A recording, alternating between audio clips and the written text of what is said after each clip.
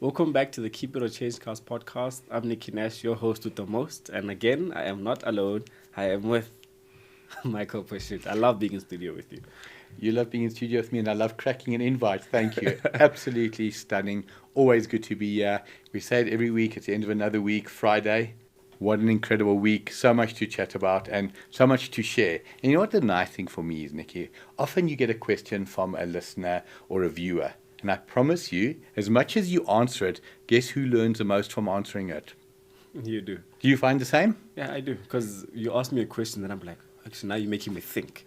Making you think, and Do sometimes, research. honestly, you've got to go investigate. Exactly that. Go do research. I always say, if you don't know it, don't wing it. Don't you know, wing it. 2 plus 2 is 4. I know that off heart, but I don't know what 9 times 9 is. Well, I do, 81. 81. How was your week? Amazing, but long. But very amazing. How about you? Unbelievable. Always long, but always productive. If there's one thing that I love about my week, and I say this with absolute pride, as busy as it is, it's not putting out fires. It's building, it's lovely, it's engaging with the public. It's all super positive. And I think that's what makes it so positive for me. And when you speak about building, I actually think about my first topic for today. I want us to speak about 3 Chinese brands that I feel like they're doing so well. As much as they're new in the country, they're just doing so well. Why have I got a smirk on my face? Because you don't like how I'm referring to them. 100%. So it's interesting. If I say to you, name me 4 mainstream cars, you'll say to me Toyota, Nissan, Honda, Mitsubishi, Suzuki.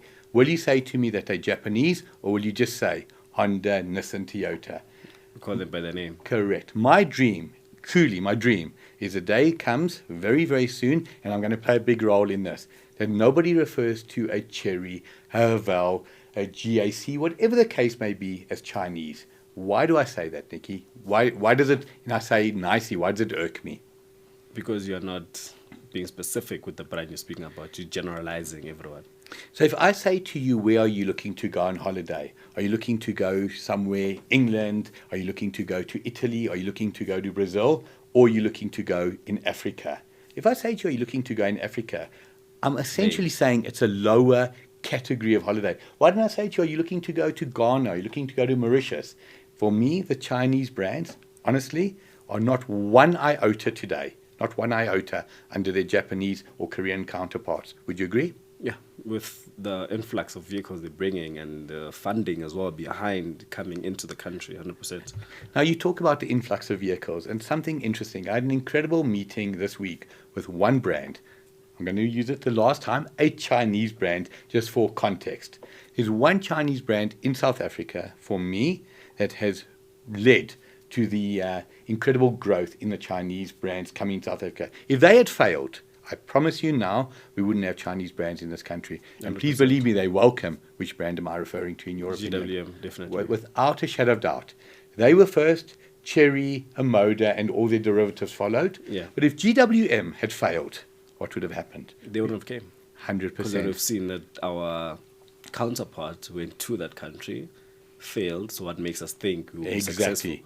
It's a market where we realize, I'm just using the worst case scenario, we can't be successful.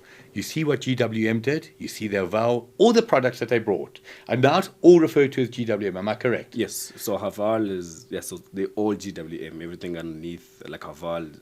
That's why now I think if you look at your Haval Jolion, it has GWM written at the back. Correct. And I'm going to go one step further. They're all good. I had the pleasure this week, and I don't often meet with people, but this week I met with the marketing team of GWM, Conrad and Floyd. Exceptional. Their approach, their vision, their outlook. Every bit of success in life, I always say, is deserved, and every failure, while it sounds harsh, often is also deserved.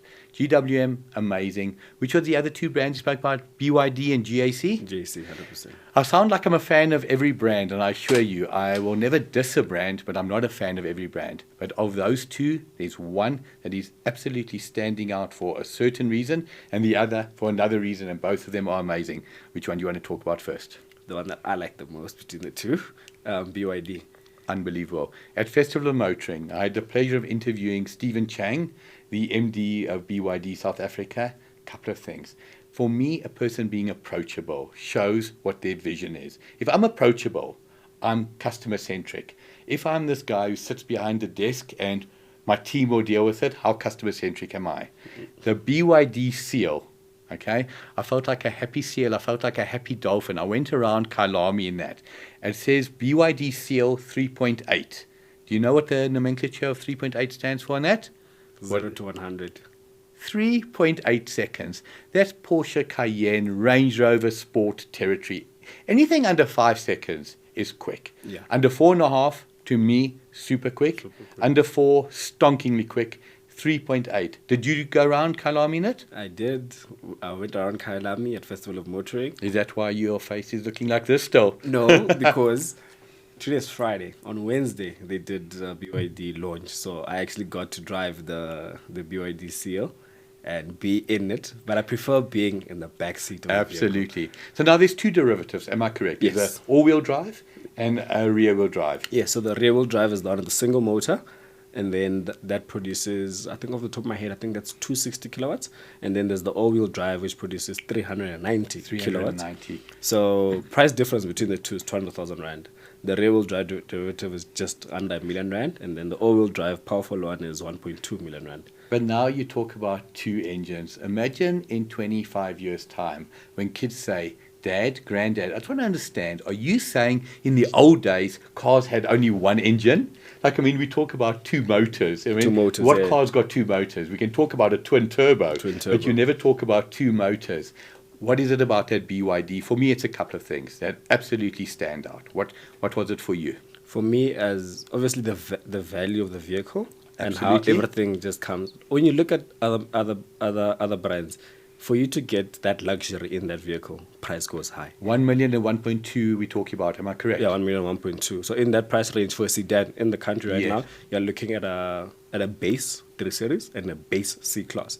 And what that BYD has interior, if you're to spec those things on a 3 Series and a C Class, you're looking close to 1.4. Some of the things that are in that seal are not available in the 3 Series and the C Class. So that's what stood out for me. course. And because I sat in the vehicle at the back for the majority of the time, the space at the Is back. unbelievable. So I never went around the track in the back, but I did sit in the back, just going around it.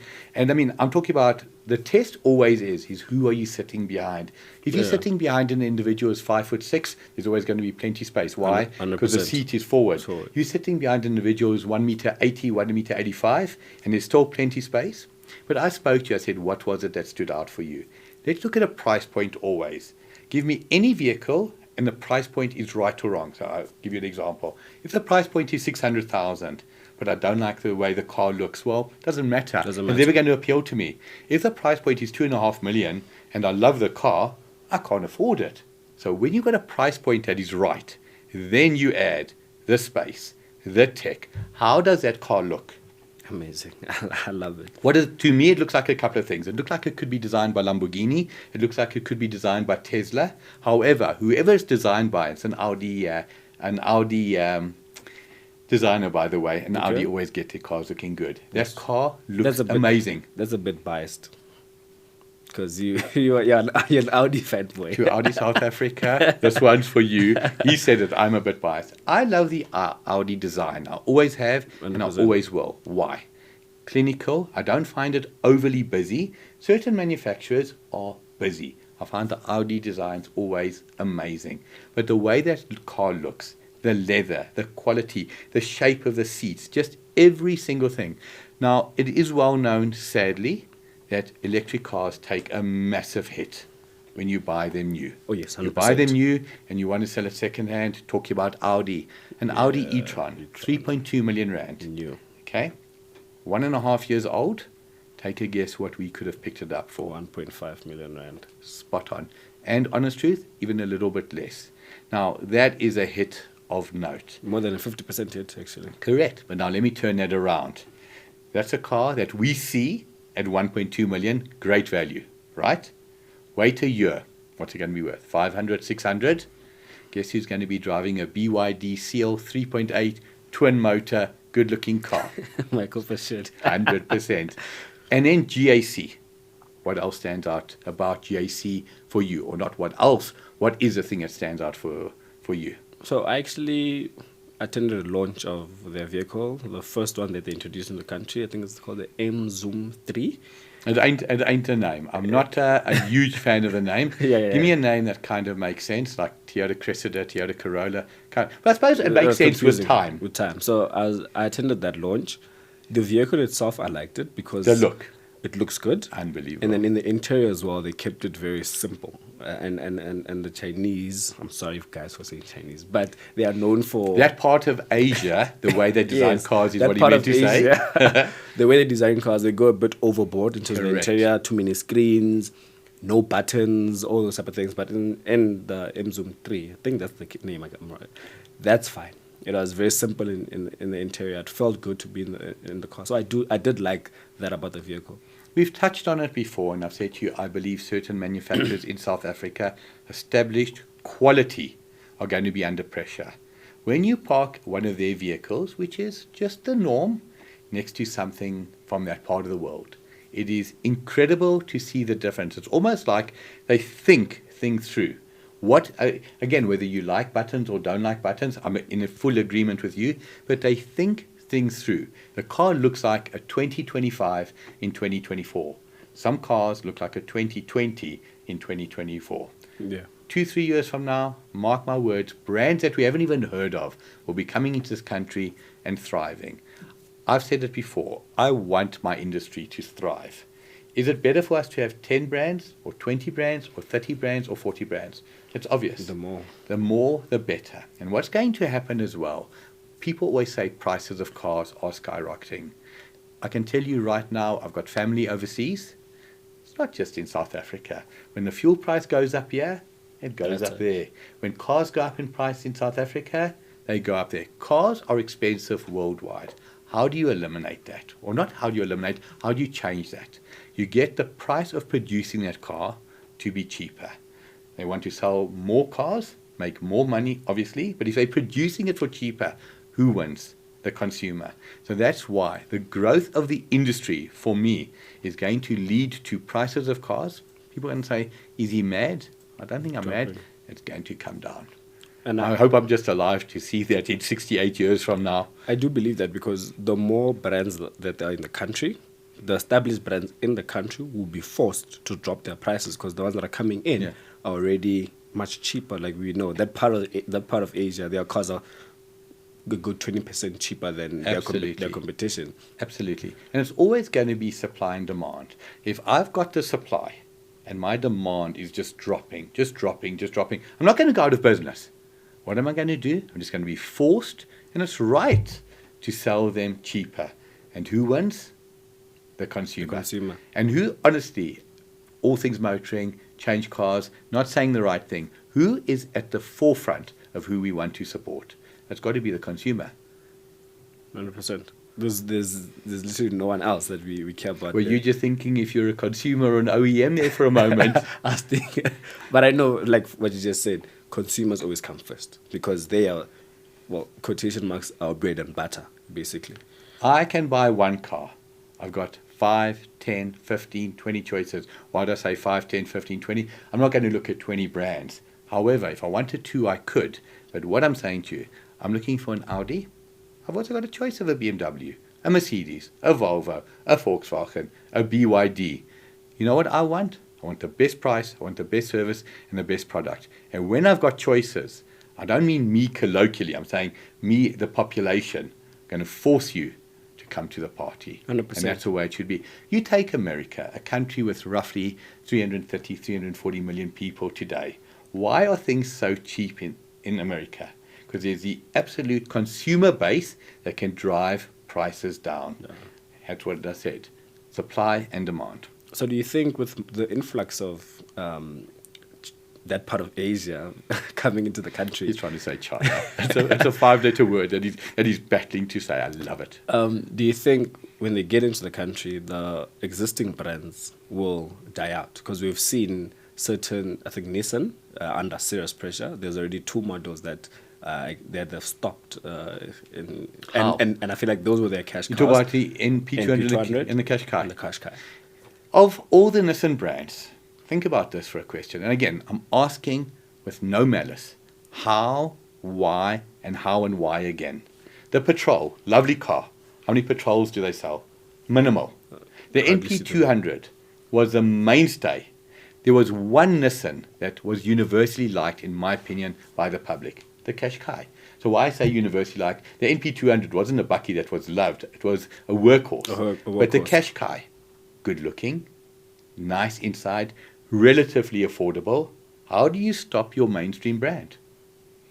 Yeah, and they were selling, I think the MP200 was their cash car essentially, because every small business or any business, in fact, that wants a move around, a get around vehicle, all that stuff, the MP200 was. We often talk about a one size fits all, and it's not often that you do get a one size fits all. In the NP200, you got a petrol 1600 8 valve, you got a petrol 1600 16 valve, then you got the diesel, the 1.5 DCI motor, which was superb, 600 kilogram payload, could easily fit a canopy, nice driving position, easy to drive vehicle.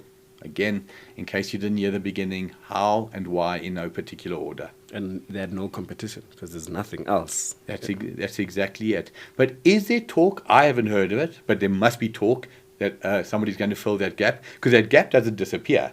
It's not like, okay, well, Nissan, you've pulled out, we no longer need a half-ton bakkie in South Africa. And a one-ton bakkie doesn't all of a sudden become a half-filled half-tonner. What's going to fill that gap? Toyota. There's I've seen on socials Toyota's thinking, or people speaking about a Toyota might fill that gap, and if they do, there's no going back.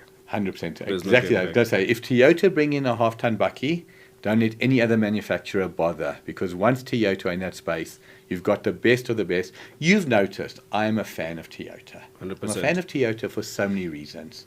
Their resale value, their reliability, their dealer network, their thought process. Toyota predominantly have a product in every single space that you need them to have a product. Which other manufacturer can say the same? Lamborghini? Not at all. Eh? I mean, Trying to think a little bit. Not many can say they have like a budget vehicle, and say they have an SUV, a small SUV, and a large size SUV, and a bakkie. I'm a student. I've got the minibus. Toyota Vitz. I want the ultimate double cab. I've got the Toyota Hilux. I need a 14-seater minibus. I've got the Toyota Quantum. I need a 16-seater minibus. And I assure you, this is not a Toyota marketing exercise. It's just an exercise in look at what is needed and provide it. And I love Toyota. Are we going to take a break at all today? No, not at all. Just joking. We are going to take a break and just hear a word from our sponsors, and then we'll be back with more interesting stuff. Need advice? Visit changecars.co.za and click on the Keep It or Change Cars tab. Welcome back to the podcast. So, before the break, I was not allowed to say that part of the world brands, but can I say subcontinent? Because there's a very well-established brand from there that I actually do like. Okay, well, I take it you're not talking about Tata, even though they're involved with Jaguar Land Rover and doing an exceptional job, but just something interesting. You say it's not Tata. Not at all. Just talk about Tata for a second. Take the brand that is Jaguar Land Rover. Premium, good-looking, expensive, British aristocracy. What did Tata come in and do? Only one thing that they said to that brand that we want to do. We own the brand. Did they try and make it more Indian type of vehicle? Did they try and make it more rugged for the subcontinent? No. What did they do that made it a success? I think they just said, we own it, you guys carry on with it. Here's the money. R&D, research and development, is what every single brand needs. If I can test, if I can get the best designers, if I can get the best materials, I'm going to have a quality product. And the Tata mother company, to their absolute credit, I mean it, it's a success story for me. They came to Jaguar Land Rover and said, literally, how much do you need? They were told how much they need, and look at the sales success since they took it over from BMW and Ford. Yeah. Jaguar Land Rover had so many different owners, and it was always there or thereabouts, but it was never absolutely right at the top. I know who you're thinking about. Who am I thinking about? Nissan. No. Absolutely Very obvious. Mahindra. 100%. The Mahindra story for me. How long has Mahindra been in South Africa today? Approaching 15 years? They are celebrating 20 years in the 20 country now. years. That is incredible. But so now I said 15 roughly. It was just off the top of my head. 2009. That feels like a long time ago. long time ago. You're talking about 2004. What is it about Mahindra that they've gone, in my opinion, I think I've said it before, a friend of mine, Adam Ford, said they went from generation 1, skipped generation 2, 3, and 4, and just accelerated to generation 5. What a brand. What is it about them for you? For me, is obviously the vehicles that they produce, and the reliability of the engines within the vehicles, and like the value for money. I think now, especially for the past couple of years, when you look at the vehicles they have and the value for money, Unbelievable. And they're good looking, and they've got quality. They are appealing. It's not like you look at the vehicle and you say, value for money, but I'm getting B grade beef here. You're getting A grade beef, good value for money. 3 weeks ago, I went to Kruger Park. Now, remember when we spoke about Investec? I said to you, you said zebra. We saw so many zebra, and they're all looking good and healthy. Kruger Park, you only see SUVs. You see a few buses, like mini buses, your VW Combis, Toyota Quantums, but you see SUVs and double cabs, Ford Rangers, Toyota Hiluxes. What else do you see in abundance? That Mahindra. When you've got a market that is willing to give this incredible brand a chance, you take farmers. The Northwest, it's like a success story second to none. Yeah. The Mahindra is now a farmer vehicle. Used to be a Hilux, used to be a Ranger, and now it's a Mahindra. What is it that these guys are doing so well? Because you're involved with launches, you test drive them. What do you put it down to? So for me, it's what the vehicle offers, like the engine as well, and pricing of the bikes. I think that's something that they also look at as well. So when you put those vehicles alongside your Hiluxes, your Rangers, that cost 200,000 to 300,000 rand cheaper than a Hilux that you would essentially want as a farmer in this case. And touch wood at this stage, and I don't see it changing, they're not a target. Because there's not a minibus taxi that you can use the Mahindra parts for. It's not a target. Yeah. Another thing for me that is standout, you need a dealer network. So I can have an exceptional brand, and I look at a brand like Porsche. I think it's well known. I am a huge fan. 4 branches across the country. Johannesburg and Pretoria, so 2 in Gauteng, 1 in Cape Town, 1 in KZN. So now I live in Rustenburg. No problem, I can come to Joburg. It's not that far. But I live in the middle of nowhere. I live in Bloemfontein, 400 kilometers away. Either way. It's not ideal. Why do I mention this? Mahindra. Have a look at where their branches are across the country. Very strategic. All 9 provinces. You want a Mahindra wherever you are. The Northern Cape or Mpumalanga. You can buy one. There's a dealership. And that's what you've got to think through. I've got to have the right product. I've got to have the right pricing. But if I don't have the dealer network to back it up, so absolutely amazing. And could I sound like a journalist today? Okay, that should be interesting. So whenever I watch programs like I used to watch Ignition GT and our own Francisco Nwamba was on there, it would be, so Nicky, what are you driving this week? True faith. So I'm in the Mitsubishi Triton this week. Now, if there's one brand, I suppose you could say there are a few, but if there's one brand that always strikes me as a name that you could give people as many chances to mention, i.e. we spoke earlier about Japanese brands. Give me 5 mainstream Japanese brands. You know it's going to be Toyota, you know it's going to be Nissan, you know it's going to be Honda, you know it's going to be Suzuki. What are the chances of Mitsubishi being mentioned? Very slim. If it is, it'll be the 5th one to get mentioned. 100%. But it will never be, okay, so I'm thinking Mitsubishi. It will never be first. Yeah. You could give away a prize. If somebody says Mitsubishi first, you've won a weekend away to a 5-star lodge. Now, we spoke about Mahindra, 20 years, 2024. Mitsubishi in South Africa, how many years? I have no idea. Way more. I would say double that. I remember in the 1980s, you got the Mitsubishi Tredia, 1984. So just on that alone, we're talking about 40 years. The Mitsubishi Pajero, how long has that been around? So we talk about the Triton, the Pajero Sport, but the name Pajero. So why do I ask you this? Oh, the Mitsubishi Colt as well. Mitsubishi Colt, that's exactly it. Yes, I remember that. The Mitsubishi Colt was from the 1970s, okay? Now, I've got a memory from that period of time. The first car ad I ever saw, for those older listeners and older viewers, go back to the 1970s. If you take a 4-cylinder engine and a 6-cylinder engine and an 8-cylinder engine, they've each got certain characteristics. The 8-cylinder you always think of as a V8, that'd rumble. Yeah. A V6 was like that nice middle ground and relatively, not, I wouldn't say rough, but not the smoothest idle. What were 4-cylinders known for in the 70s and 80s? I have no idea. I was unbalanced. They were actually an unbalanced engine. It was just the dynamics of it. So a straight 6 is very smooth.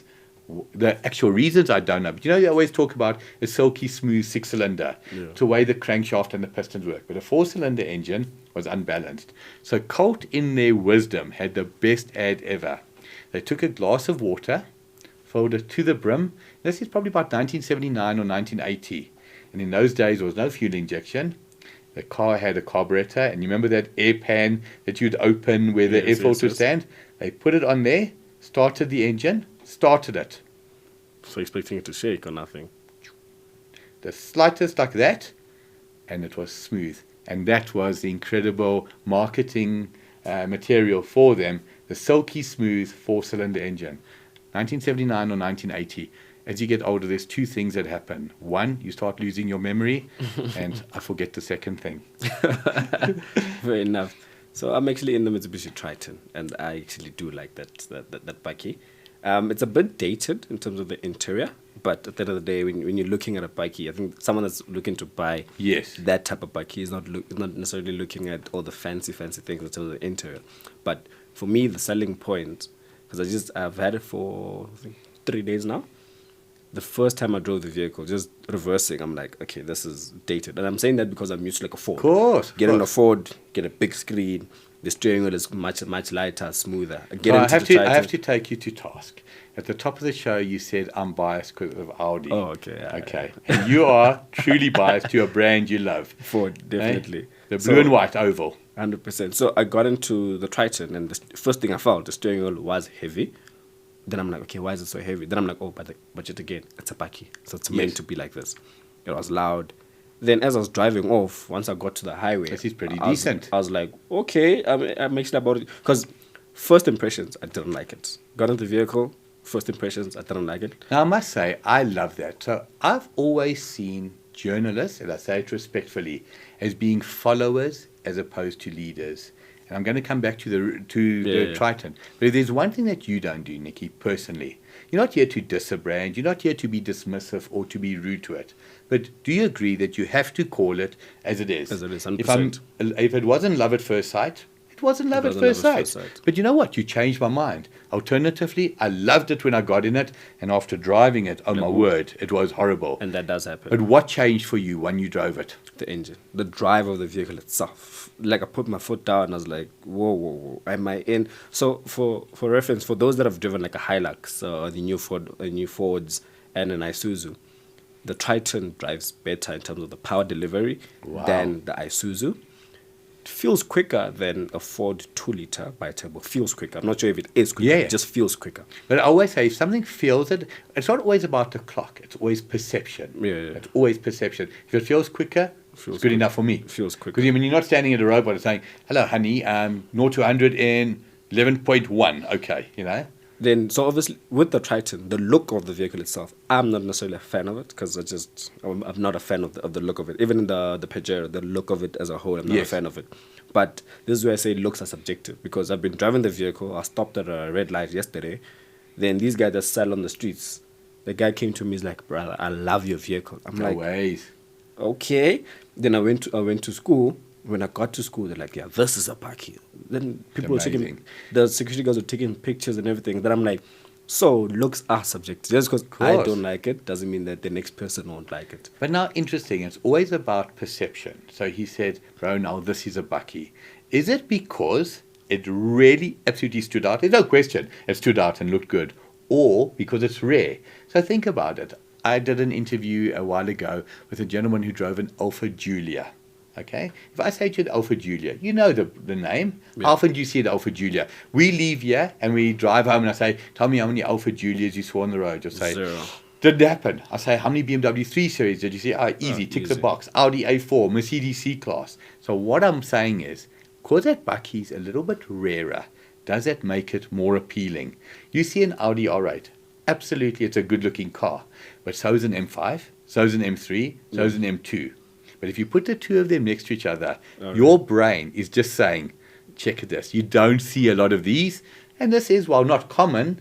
And I think that's what it is with the Triton. Yes, I have to agree because you don't necessarily see the Triton every single day. Because I think before I had it, I didn't see a Triton in a while. So as we're speaking now, something has just come to mind. How important is a badge for you at a car? So allow me to explain. When I say, I'm not talking about brand cachet, I'm not talking about snob appeal. I'm talking about the way a badge looks. I'll give you a simple example. I look at a BMW badge and an Alfa Romeo badge. They are the same. Small and round and relatively nondescript on the bonnet. Then I looked at a Chevrolet badge. And now because out the country, it's fine. We can talk about it. I used to see that Chev badge. I wanted to vomit. How important for you is the badge on a car? Or is that not even something you've ever thought about? I do think about it. Well, I think about it because of my work, because I'm always just looking at certain things in front. So there's some manufacturers that will use the badge of the vehicle in front and writing at the back. So I think once you start doing that, that means there's something going wrong. Why aren't you using your badge So you front have a and perception. back? Yeah, the perception thing. So I actually do look at a badge. I think the badge needs to be clean and simple as well. I don't like too many things on a badge. And I know I'm catching you totally off guard. Forget about brand preference. I mean, Ford is not allowed here, just purely because he's biased. What is the undoubtedly, in your opinion, best looking badge? And for me, it's not going to say Audi. And I like the Audi. And I love the Porsche badge. And I love the Ferrari badge. But for me, there's one badge. Best looking. It's tough. It's not a car that sells a lot. And we've spoken about it in this conversation, in this segment. Stand out, not negotiable. Go onto the internet and say all vehicle badges and put them next to each other. And I promise you, you will say, you'll agree with me. What badge is this? One, I asked you the question. What do you I have no idea. It makes me think hard now. Starts with an A. Alpha. Absolutely. That Alfa Romeo badge. It's round. It's in 3 different pieces. That green. Different colors. It just looks absolutely superb.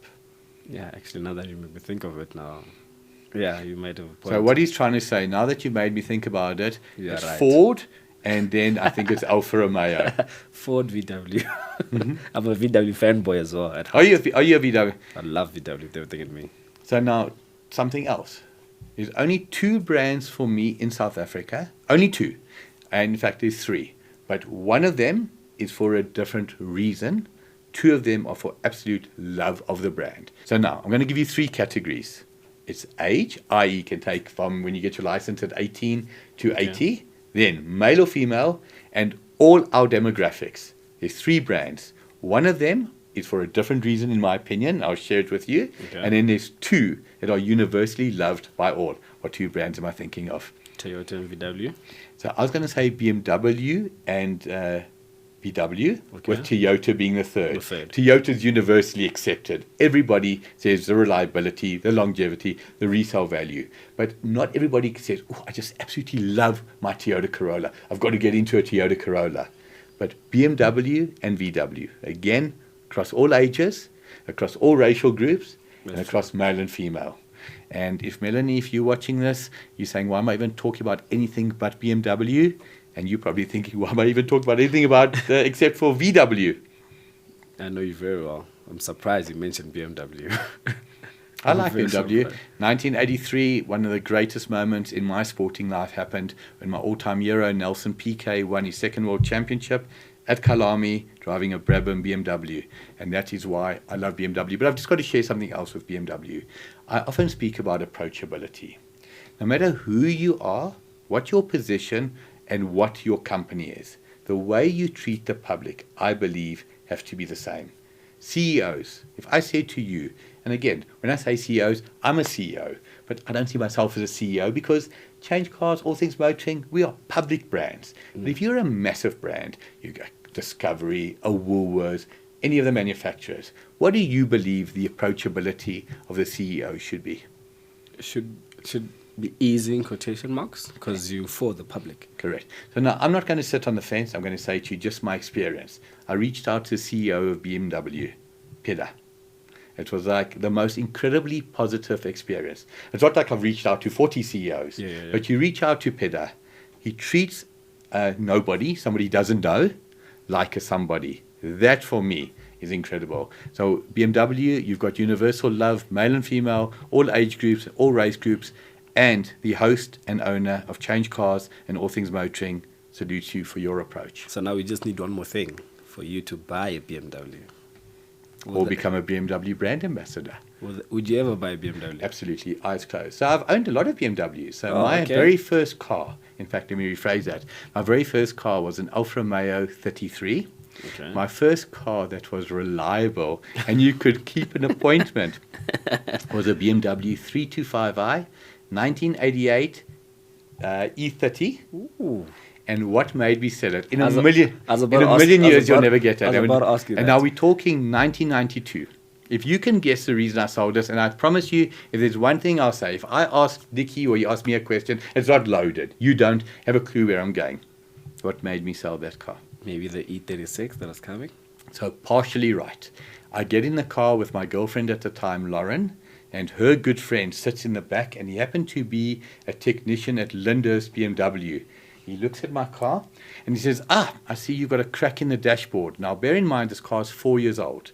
And those BMW E30s were prone to dashes cracking. Some left the factory cracked and others didn't. But no, it wasn't quite that bad. But they were prone to cracking. The moment he told me that he had seen a crack in my dashboard, and I bought it with that crack, but it had low kilos, it was in immaculate condition, white with light grey interior, I sold it. And you know what I did sell it for? E36. 325i. Oof. Take a guess why I sold that car. For E46. No, I didn't. So what happened there was December 1993, I bought this beautiful car. And in roughly December or January 1994, BMW brought out something called Vanos. I don't know if you remember that term. Okay. I know exactly what that is. So now I'm a guy who listens to everything people say. They get in the car, they say, beautiful 325i. Has it got the Vanos motor? It was like, no, it hasn't got the Vanos motor. Why do you even ask? And that rattled me. But I know exactly that Vanos motor because it's very... After a certain mileage the vehicle reaches, you need to replace that kit. And to replace that kit alone... Cheap. Couple of $100. It's not cheap.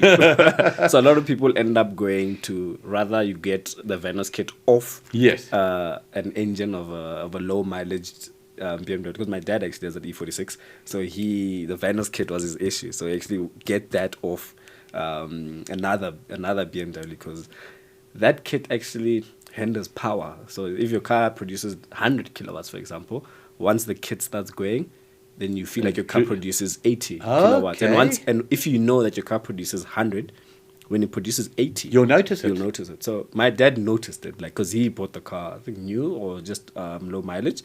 He noticed it when the kit went, but I drove it when the kit already went, and I didn't notice it because it was still appealing. I didn't know it at full power, but when I drove it, I'm like, "What do you mean this is slow?" My dad was like, "Nah, it's not the same. It's not what it used to be." I could go up a hill in gear 4. Now I need to go down to gear 3. Then I'm like, "What do you mean?" Because this car is so powerful. But you just thought this is the way it is. Now, just something interesting. Your dad obviously also had love for the BMW brand. Yeah, loves. Is that where your love came from, or would you say it's independent but shaped by?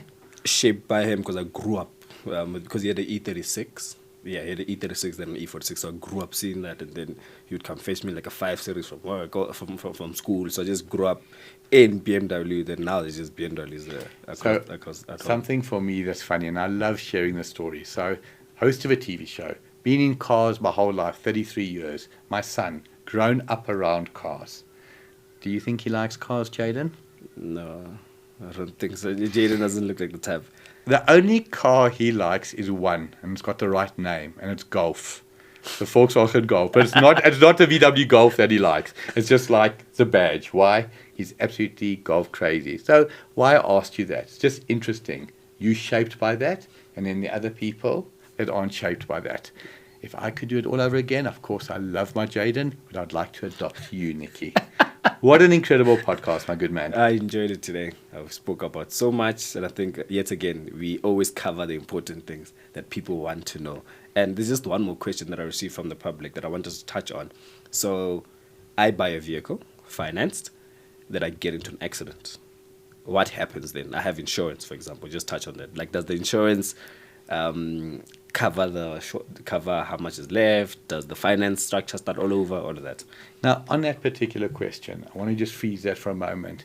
What is absolutely critical for us, if you've got a question you want answered, you'll see how easy it is to get hold of Nicky or myself. It's that excites me. Every single day of the week, we get members of the public writing in personally. If you want us to air your question, say, Mike, when I'm writing to you, please air your question. But regarding the specific question, if you got into an accident, firstly, obviously very sorry for you, but you'd much rather be financed than cash. Because when the insurance company knows that there's no finance owing, it's just the lay of the land, I assure you, you have a much harder time. Let's use a simple example. Car gets into an accident. The vehicle's got a book value of 200,000 Rand. You still owe the bank 142,000 Rand. Everything is in line. The insurance company will decide, do we write it off or do we fix it? If we fix it, you just carry on paying your installment. If they write it off, and we say the car's got a book value of 200,000 Rand, they take your excess of 20,000 Rand.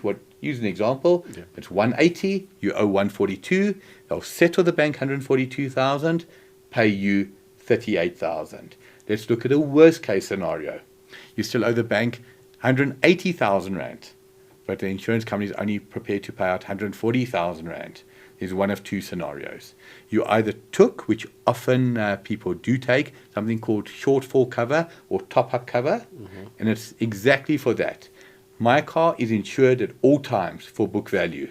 But what happens if what I owe to the bank at the time of the loss, and loss can be an accident, loss can be a theft, hijacking, etc., is more than what I owe the bank?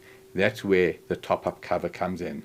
So again, in the most positive way, and we've spoken about finance before, when you do a deal today, look to the future. Don't look to the best case scenario. When you get married, you absolutely love your partner and divorce is the last thing from your mind. But you have a marriage contract.